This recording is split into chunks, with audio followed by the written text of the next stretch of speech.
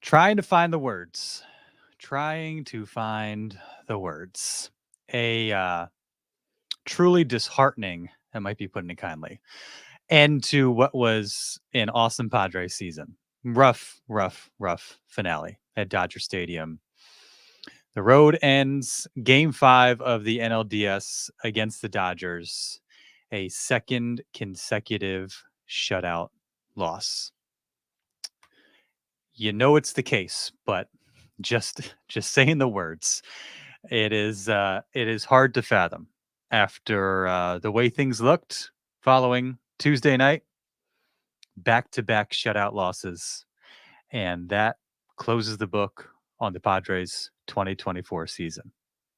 Wow. We will try to process this together. A really discouraging finish. Appreciate OGs. Thanks to OGs, a sponsor of the On Fire podcast. Thanks for all they do for us, all they've done for us all season. A couple live pods, those were fun. I'm sure we'll do a live pod at some point during the off season, but just a bummer to be even thinking about the off season, given where they were and the opportunity ahead, and just it happens so abruptly. It happens so abruptly. Man, this one hurts. Appreciate OGs. Sponsor the On Fire podcast. I would tell you to go watch Padres games. If you want to watch the baseball postseason, how many of you are still going to be locked in the baseball postseason after this? It's going to be hard. It's going to be hard to watch. Go to OGs, whether it's college football Saturdays, NFL on Sundays, got the NBA starting up. Great food, great beer, always updating their menu. Great folks at OGs. Hit up one of their many locations around San Diego County. We will process it all together, deal with the pain. Love you all. Appreciate you being with us all season. Without further ado, the welcome music.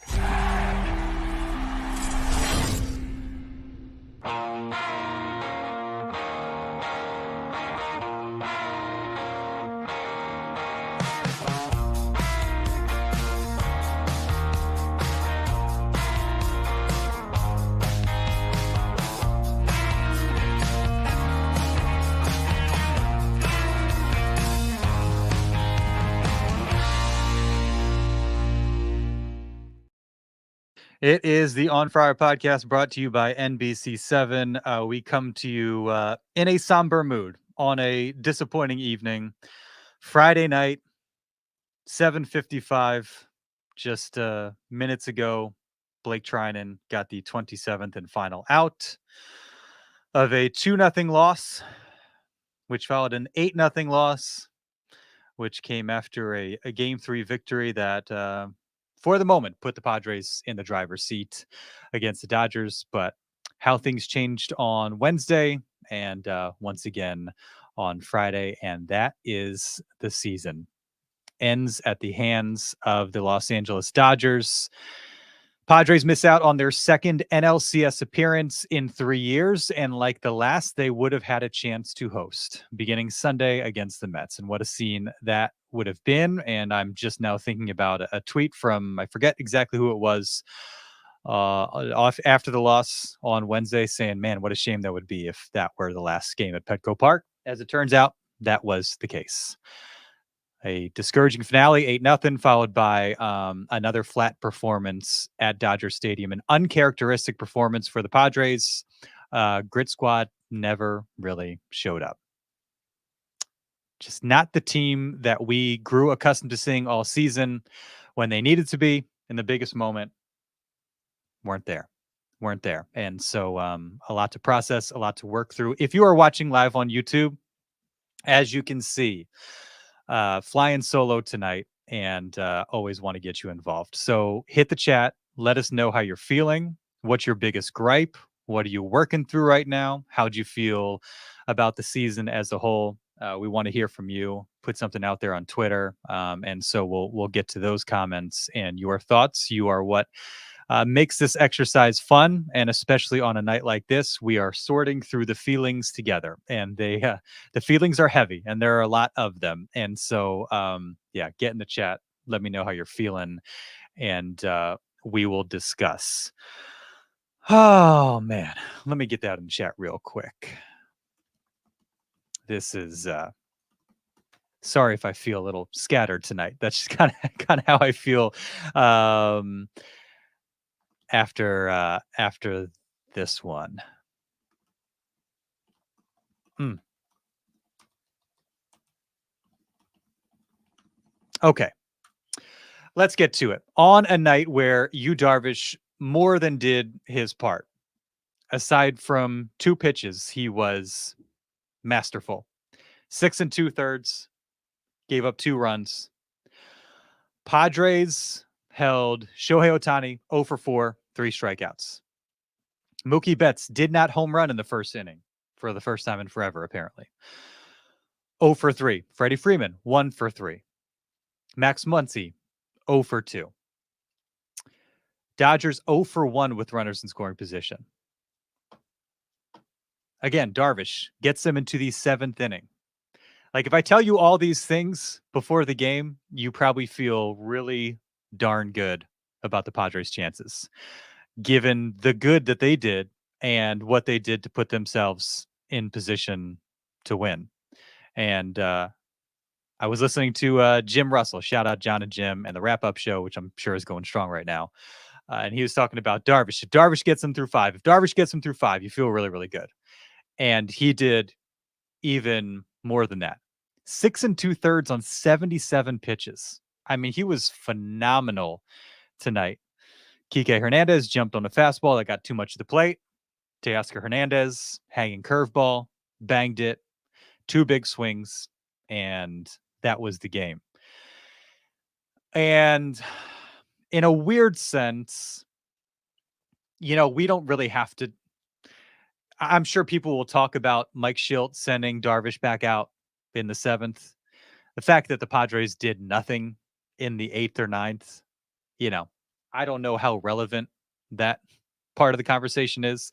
If it's 2-1 game, if they tied it at 2 and lost in extras, then you can dig into that a little bit more. But the fact is, offensively, they never showed up. And that was uncharacteristic from Shildt in the sense that all season long, he was quick to pull a guy and say, he did his job. He did more than his job. Pull him a hitter too early, an inning too early, rather than too late. That was Mike Shilt's MO. And maybe he reversed course. Maybe he was out of character. What difference did it make? A 2-0 loss instead of a 1-0 loss? I don't know if it makes any difference. But the fact of the matter is the Padres never showed up offensively. Never showed up offensively. And 20 what was the number? What was the final number? 22 at 24? 24 innings, I think it was. I can't. 24 innings. 24 consecutive scoreless innings for the Padres. The last 6 of game 2, 6-run outburst, and then they go dead quiet. Not to be seen or heard from the rest of the series. The final 2+ games. 6 scoreless to end game 3. Shutout in game 4. Shutout in game 5. And, we had talked a little bit towards the end of the season about how the offense dipped. It was never quite as drastic as it was in 2023. But they definitely scuffled a little bit for stretches and weren't as dynamic as we had shown and as we had seen and as they had shown. I'm seeing the replay of Kike Hernandez homer off Yu Darvish, and Darvish's reaction, hated for the guy because he showed up and did his part. There was always this concern, even in the Braves series, the first win, or rather the game 3 win against the Dodgers, how they went quiet for stretches, especially the Braves series. And obviously what happened in game 3 against the Dodgers only continued for the last 2 games, but there was always this kind of feast or famine nature to this team. And they'd had a lot of big innings. That's what they had done. 4+ innings, led the league for much of the season. And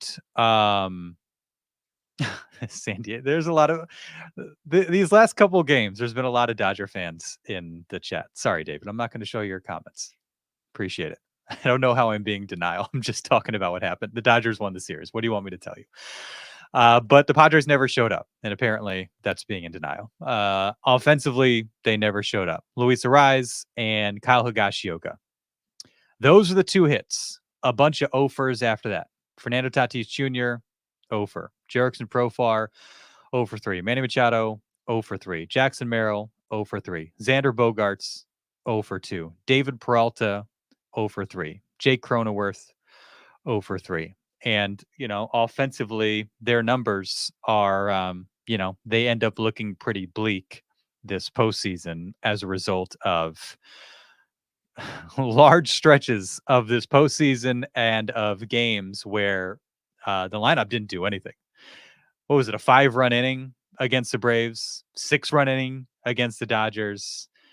Sunday, game 2, when they drew even against Los Angeles, was the only inning where they contributed and continued to add on throughout the course of the game. Higgy had the late eighth inning homer, game 1, I think it was. But beyond that, crickets after the opening couple innings. And, I was a little bit concerned when Yamamoto breezes through the first inning on 10 pitches. And, the old baseball adage, you want to get at an ace early and not let him settle in. And after knocking around Yamamoto through the first 3 appearances, first 3 times the Padres saw him, you saw the best version of Yamamoto the Padres have seen. 5 innings, 5 scoreless innings, obviously 2 strikeouts, 2 hits, 1 walk. A lot of ground balls, pitch to contact, a few threatening swings from Manny Machado. Beyond that, I mean, it never felt like they really challenged him. It seemed somewhat breezy against Yamamoto. Manny Machado, again, 2 near home runs. If you're playing in different ballparks, not Petco Park, as Dennis Lynn pointed out on Twitter, or maybe it was Russell Dorsey, but not those might not have been homers at Petco Park, but those were like home run type swings. The second one, I actually didn't think had a chance, and then you see you see Mookie Betts tracking it and getting back to the warning track, and you're like, oh, that one had a chance. I mean, Machado was just a little bit off, and so there were some opportunities there, close calls, for lack of a better word there, but just not the same type of gritty, competitive at bats that we saw. 1 walk tonight. And walking isn't everything, but it's part of what this team has done to have success. And it's what you do in the postseason to tax pitchers and extend innings and, get your main guys more opportunities at the plate. I mean, Dodgers pitching wise had to do darn near the bare minimum. Got through 9 innings on 112 pitches. What is that? 12 pitches an inning on average. That's just not, I mean, think about like the Max Fried first inning, and then the second inning, obviously, and what they've done against good arms. Yamamoto, the first time they saw him in game 1, getting on him and getting after him early and making those guys work. And that was not the case today. And, what had been the identity of this team all season long, tough, gritty, competitive. And I'm not going to be one of those people that's like, they didn't try, they didn't want it, blah, blah, blah, blah. I don't think that's the case. I think they wanted it. And, maybe the situation just got to them. That happens. But we didn't see the grit squad. We didn't see the grit squad when we needed to see the grit squad. Whether it was when they were down 3-0 or 5-0 in game 4, and then certainly tonight. I mean, you just kept hoping as they get to the late innings, even against what had turned into a really, really tough bullpen. And even Kopech, coming in for Vesio, and Vesia had to leave before the 8th. You're like, okay, extenuating circumstances, tough spot to be in. You just kept waiting for this lineup to threaten to come alive, to get something going, and it just never did. And we hadn't seen a whole lot of that. They had been blanked once the entire second half. And it had been blanked once the entire second half, and it was the first game of the second half against the Guardians, and it was a 7-0 loss, and they get shut out twice, back-to-back games to end their season. This is going to be a tough one to swallow. Got some comments on Twitter. Got a bunch of them. So let's get to those because I want to hear from you. And if you're in the chat, other than the Dodger fans that are enjoying themselves greatly. From Deacon, we lost. What are you going to do? Missed opportunity. Not mad, just bummed. Our old friend Chucky Wilzano, Will Holder, just sad. What else can you say?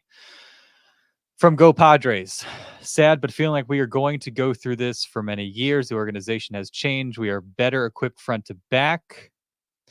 How many more heartbreaking seasons until we get to the end? Who knows? But we are for sure going to get many more cracks at it. Go Pods. Still a very special season. Many special moments. 93 wins. Los Angeles only had 5 more than us, but the one that mattered. World Series is coming. Keep the faith. Appreciate the positivity, Jeannie. And, I don't want this to be too much of a postmortem on the season. I'm sure we'll do that on Monday or sometime next week, and so I don't want to go like deep on what did this season mean. Some of that will find its way into this conversation as you kind of process the pain and the disappointment and what does this all mean after a year like this. But we'll have more time to assess the good and bad and what went down this season, and far more positive than negative. We'll get into roster stuff as well. Josh saying would really like for neither Xander or Jake to be Padres next year. Really hard to imagine either of them being positive contributors to a team that's ostensibly contending for the World Series. Probably a conversation for another day. From Steve, good season, but Musgrove's injury killed the team's momentum. Perhaps, but at the same time, you were tied. They had plenty of momentum after game 3. You knew, obviously, because of Musgrove, game 4 would be difficult, and Yu Darvish put you in position to win. The fact of the matter is Yu Darvish put you in position to win. But all season long, this was a we're picking each other up type of team. Pitching picks up hitting when the bats are scuffling and holds it down enough for them to strike, and late in the game, late opportunity for them to come alive and win it. We saw that in many instances. Offensively, they'd pick up pitching. Rough day on the mound, an explosive inning, and all of a sudden they're in position to win. They never picked up Yu Darvish, and that was a bummer. Considering what Yu Darvish went through this season, his time away, came back, had the full support of the team, was great to see, and was phenomenal once he returned, was great on Sunday, was great again today, and they put up donuts. It's rough. Bossy Ozzy says, crush, just like when Mexico lost in the WBC, but truly grateful and blessed to be a Padres fan. I'm excited to enter 2025 as a full-time Padres fan after my Oakland A's abandoned me. Well, welcome aboard, Bossy Ozzy. Glad to have you. Next year's team won't be as good. From Hova 5019. This was the peak and they choked. We don't know that. We, had reason to expect this team to take a step back from last year, and look what happened.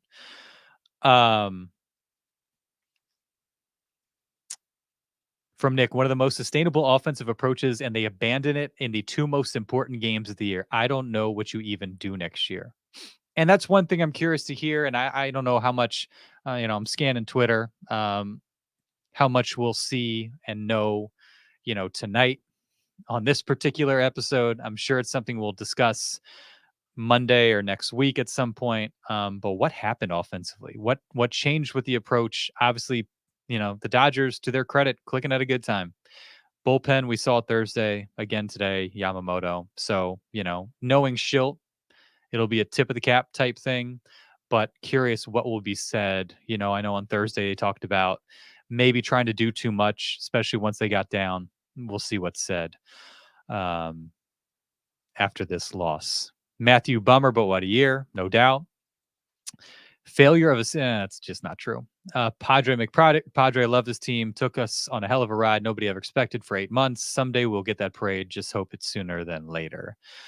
Joshua, I'm just sad. Jose, Got to keep the faith. This hurts bad, but winners find solutions, quoting Mike Shildt. Got to be better next year. Charles, well, this sucks. Well, that sucks. That might be the best way you can put it. Bagman, this was probably the best chance we had at a World Series, given how we stacked up with everyone else. We can say it will fuel them for next year, but it's just another year older for the bad contract. Sanders seems like one of the worst players in baseball. This was a great opportunity. But I don't know. It's like you get home field, which that stings. You should be hosting game 1 on Sunday against the Mets, but the Mets are red hot, and this is what we see. It had to be one of these teams, and it's not the Padres, which is a massive bummer. They were really good the second half and weren't quite at that level, when they needed to be, the way that the Mets are and the way maybe the Dodgers will prove themselves to be. You want to be the team. You want to be the Diamondbacks. You want to be what the Phillies were in 2022 when they beat the Padres. They weren't that team. Dustin, I hate everything. I get it, Dustin. Jeff, it's going to hurt for a while. Great season, difficult ending. Friar talk. Just didn't have it in him. Bad time for the offense to go MIA. It is what it is. That's postseason baseball. Masterpiece from Darvish is what it is. Would be worse for me if they showed some fight, but simply got beat. I don't know. Travis, run it back. 24 consecutive scoreless innings. That's going to sting for a long time and just hard to fathom. It's hard to wrap your head around a team that was so explosive, that was tough, that fought, that always seemed to get something going, responded really well to tough losses and tough situations, were quick to snap out of a slump and do so in spectacular fashion. Just didn't do it. Kelmac, I'm numb right now. Marco, shame that was year. Dennis says they failed us. Yeah, what happened to the praying mantis? The praying mantis was no goose. We know that much. So much for, and there were so many things. It's like you wanted to believe in like the team of destiny aspect to this team. We'll talk about the Seidler element, but the praying mantis and all that went into this year that made it feel like a special season. All the comebacks, the big moments. The rally mantis, nowhere to be found. Dave the Friar Collector, hard ending to an amazing season. 24 scoreless was unbearable. Thank you, Padres, for the memorable season. It was above expectations, brought a lot of joy. Let's go deeper in 2025. Offensive slump at the wrong time from Christopher. Only one team season ends with a win. It's a marathon. Making it more than that, it's excessive, in my opinion. Frank says there's a reason Mike Shildt didn't last as a manager before. I don't know. Mike Shildt to get this team where they did. That's again probably conversation for another day. But I don't know. I'm not buying that. From the Hobster, as much as we want to believe that Peter Seidler's passing almost guarantees us a World Series victory, players still need to perform and have luck go their way. It'll happen when it does. I just hope it's in our lifetime. We'll probably finish talking about the Seidler element. Educated cheese. Bring Darvish out for the 7th was stupid. Musgrove loss was devastating. Yeah, it was. It was. He probably put you in position to win Game 4, just as he did Game 4 of 2022. Oh, man. Literally disgusting, says Robert. So there you go. That gives you a cross-section of how people are doing at the moment and how people are feeling. Just brutal. Pathetic. No heart or competitiveness. I don't know if I buy that. Talk the talk, couldn't walk the walk. They walked the walk most of the year, just not in the spot they needed to. But I don't know if I'm buying the no heart thing. Tough game, tough spot. Didn't get it done. But I'd say Game 4, they seemed more aloof than Game 2. Maybe Game 2, the situation just got to him. From Ricky, pitching was great, but can't win a game without a run. I obviously want to see them win it all, especially how fun this team has been to watch this season. But in the end, getting some postseason baseball is still better than no postseason baseball. And there were some moments. In those 2 series, in the 4 wins that they got. You just felt like a little more was coming, and it never showed up. It never showed up, and that's discouraging, and that's tough to swallow. That's tough to process, and ending on that note is really, really it's hard. It's hard to do to have a loss like that at home, to end the home season, and to have a loss like that to end the season. From Sarah Langs, the great Sarah Langs, teams that score first are now 84-48 all time in winner take all postseason games. Yep. That's how it went. And they just just never got it going. Seeing if there's anything from Shildt or the club, just to kind of lend some insight on how they're feeling and what they're thinking and all of that. Champagne celebration on in the winning locker room, home locker room at Dodger Stadium. That's tough to see. Tough to see. Oh man. Let's see. We got lots of Dodger fans on YouTube right now. Man. And yeah, how do we process this now going forward? You know, Padres fans have been able to hold on to 2022 and hang that over Dodger fans now for a couple years, and tables now turned going forward. That was a fun one to look back on and to have bragging rights from, but those things don't last forever. So you're going to have to re-earn bragging rights at some point. They had them during the regular season, and just like the Dodgers had them in 2022, and tables turned during the postseason, and that is tough. Trying to think back on moments from this one. Obviously, we talked about Machado's 2 swings to the warning track when you thought, okay, maybe here goes. Didn't happen. Yamamoto cruises to the first. Again, shout out to Yu Darvish, man. Ohtani was 0 for 6 with 3 strikeouts against Darvish. And all the talk about, do you walk him? No. And Yu Darvish, Tanner Scott continues to own Yu Darvish. But, I mean, credit to Darvish. But I think, going to the 3rd inning, or excuse me, where am I? I'm lost here. Yes, the 3rd inning. Higashioka and Arise, back-to-back hits. And that's the point where you think, okay, got something cooking. Tatis coming up, 2 on, 2 out. And that curveball, man. The 1-0 curveball from Yamamoto that ended up darn near middle. And Tatis thinks about it and checks up 76 down the middle. And that's the one, like, I want an oral history of that pitch. And Tatis's decision not to unload. Because that was the one. That was the one, and for whatever reason, he laid off. Easier said than done. It's really easy for me to sit here and be like, why don't you swing on that pitch? It's middle. 76. He seemed to have a beat on it. He was thinking about pulling the trigger and just didn't. And slider, splitter, slider, ground out, inning-ending double play. And that was the last time they threatened.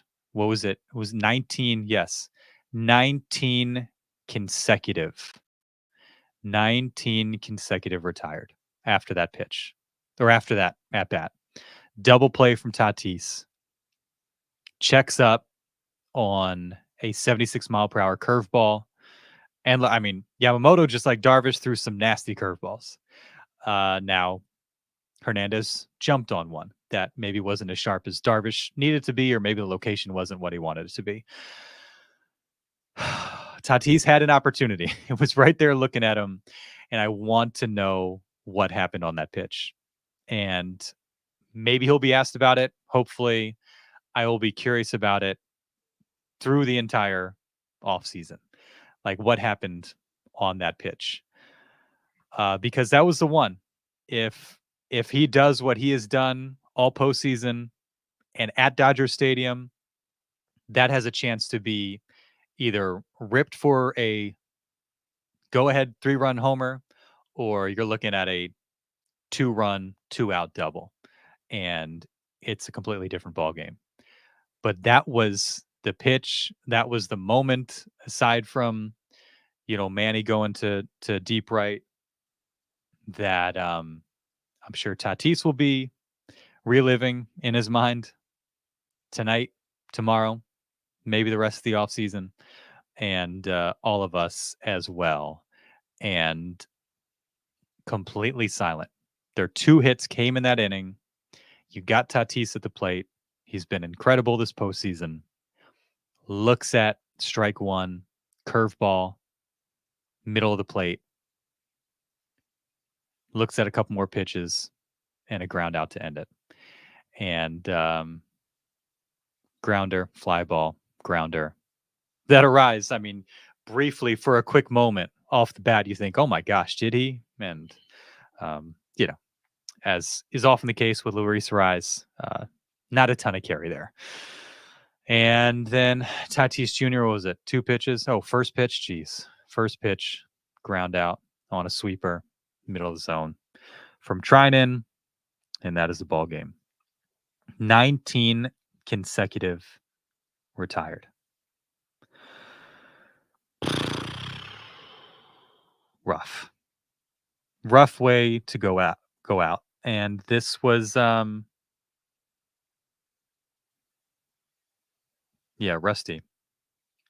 Rusty in the chat. Appreciate you, Rusty. Courageous dealing with all these Dodger fans in here. When they lost that first game, it wasn't bad. They were in it to the last out. They haven't been in a game since that big inning 3 games ago. It was a whimper. They went out with a whimper. And, it's all hard. It's all hard to process. It's all hard to process. If you get blown out, it's hard to process. If you lose a 1-0 ball game on a walk-off homer, that's a lot to process. It's hard to process. But this is, objectively a brutal way to go out. And just not indicative or characteristic of the team all season long. And I think at the end of the day, you just want like the version of the team that you saw that got you here to show up. That was not the case. They were MIA from the second inning on, third inning on, or after the third inning on.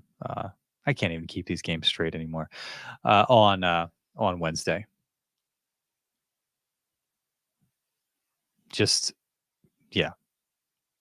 hard to process. Hard to process that, and hard to make peace with it or make sense of it. Because this was not the team that we saw all season long. Man.